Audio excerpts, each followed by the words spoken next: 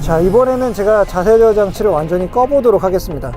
자, 이렇게 약간 좀 리어 쪽을 하중동으로 날려보려는 시도에도 잘 날아가지가 않아요. 굉장히 굳건하게 사륜의 그립이 균형감 있게 전달이 됩니다. 어쨌든 여러분들이 조작하려고 하는 방향 쪽으로 차는 큰 위화감 없이 어떻게든 따라오려고 노력을 해줍니다.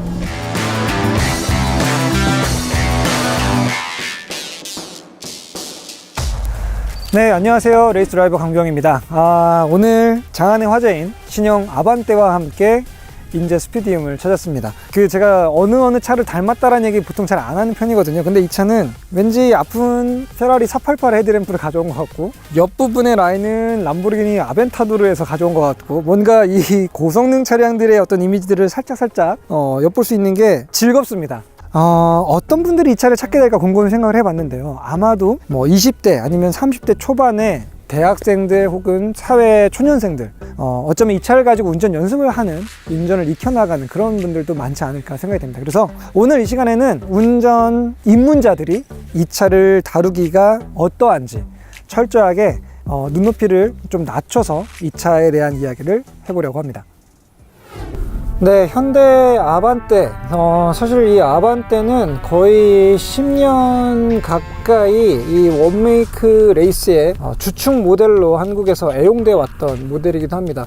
아주 간단한 서킷을 주행할 수 있는 최소한의 튜닝만 하게 되면은 굉장히 잘 달릴 수 있는 그런 자동차라는 뜻이거든요. 조금 전에 우리 유준이 PD랑 둘이 같이 탔을 때만 해도 제 생각보다는 차가 꽤 잘 달려져서 제가 속으로 좀 많이 감탄을 했습니다. 그래서 한번 어떤 운동 성능을 보여줄 수 있는지, 사실 스포츠 성능을 기대하기 어려울 거라고 생각했던 완전 기본형 아반떼 1.6 123마력 모델을 가지고 서킷에 들어가 보도록 하겠습니다. 자, 이번에는 제가 자세저 장치를 완전히 꺼보도록 하겠습니다.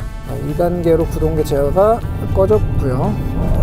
저는 진짜 이 무단 변속기가 양날의 검이 될 수 있을 거라고 생각을 했어요. 과연 이렇게 낮은 출력의 차를 더 답답하게 만들지는 않을까라고 걱정을 했는데 생각보다 완성도가 높습니다. 이 IVT는 저 개인적인 생각으로는 현대가 만들고 있는 듀얼 클러치보다 오히려 완성도가 더 좋은 것 같아요.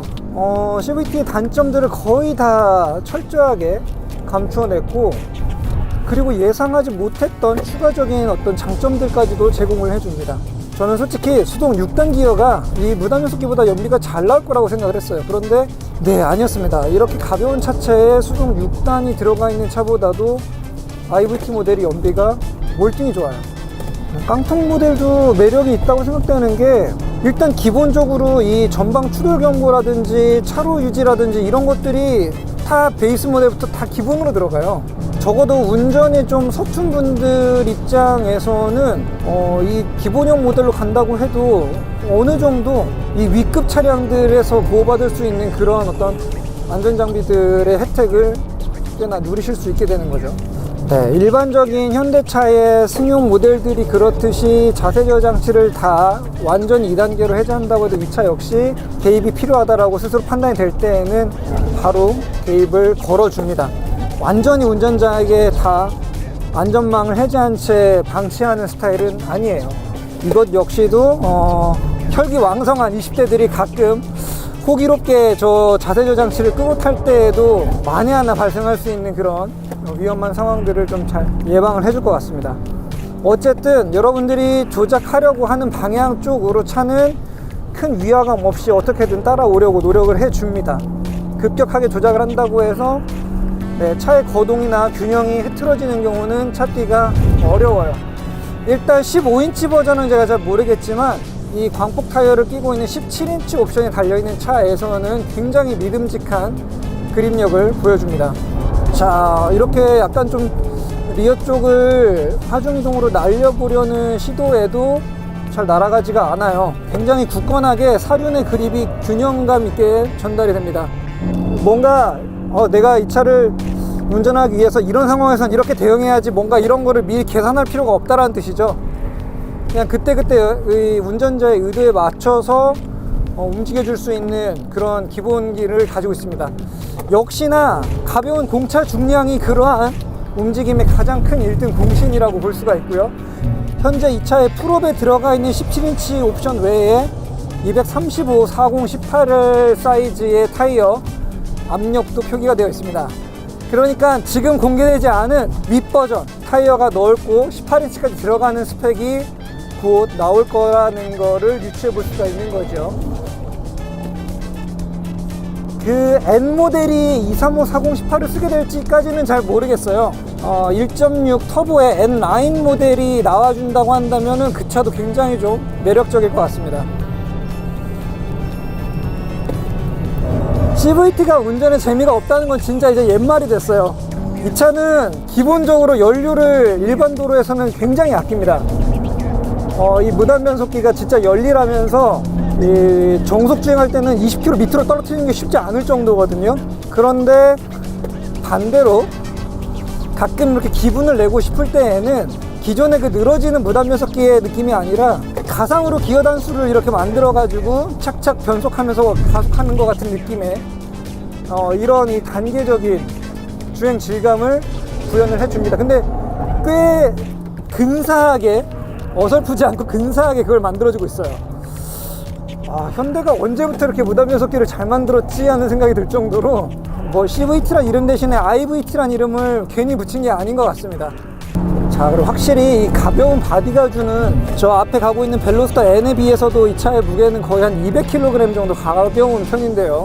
출력은 물론 반도 안 되지만 이 경량이 주는 상쾌한 움직임은 이거는 아무리 첨단 기술로 뭔가 현가장치를 조율한다고 해도 근본적으로는 풀어낼 수 없는 영역인 것 같아요. 자, 뒤쪽이 과거의 토션빔 같으면은 사실 그립을 쉽게 내던지는 접지 특성을 보여줬는데 이 차는 꼬리를 날리는 게 쉽지가 않아요. 그러니까 전륜 구동계이지만 전반적인 이 선의 감각은 오릴 드라이브 버전에 더 가까운 것 같습니다. 진짜 간만이에요. 뭔가 이 차의 엔진을 막 120% 쥐어짜면서 영혼을 끌어올려서 달리는 이 느낌이 거의 9년 전에 진짜 아반떼 경기를 할 때 그 시절로 돌아간 것 같은 기분입니다.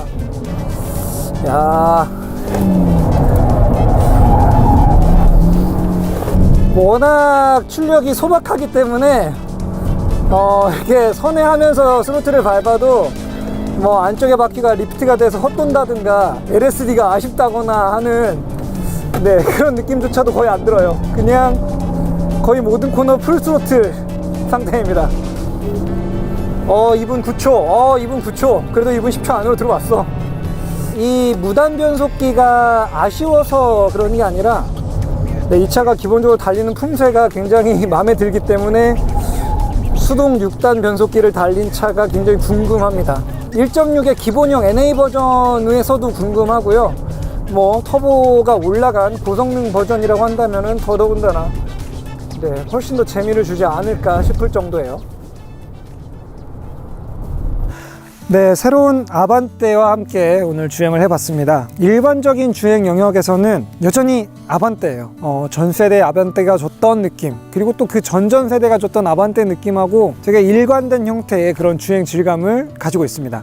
어떻게 보면 약간 좀 무색무취에 가까운 그런 느낌일 수도 있어요. 하지만 한계에 가까운 거동에 다다랐을 때에는 제법 약간 말초신경을 건드려줄 수 있는 그러한 좀 섬세한 감각들이 운전자에게 살아나는 것 같고요. 그러다 보니까 위급한 상황에서도 운전이 좀 익숙하지 않은 분들에게도 큰 위화감 없이 솔직하고 일관된 반응을 이끌어내는데 굉장히 좀 좋은 점수를 줄 수 있는 그런 자동차라고 생각이 됩니다. 저 개인적으로는 지금 이렇게 옵션이 가득 탑재된 차량보다도 가장 기본형 트림, 옵션이 거의 안 들어간 모델이 어떨지가 굉장히 좀 궁금해요. 어쩌면은 1000만 원대의 예산을 가지고도 충분히 만족스러운 스펙들을 조합해낼 수 있는 그런 자동차가 아닐까 생각이 들거든요. 앞으로 이제 모토그래프에서도 이 신형 아반떼를 구입을 해서 뭐 길들이기부터 여러 가지 테스트들을 진행할 예정이니까요. 앞으로 아반떼 소식들 많이 좀 귀를 기울여 주시면 좋겠고요. 그리고 또 한편으로는 이 고성능 버전 앞으로 좀 더 화끈하게 달릴 수 있는 그런 모델이 얼마나 잘 달릴지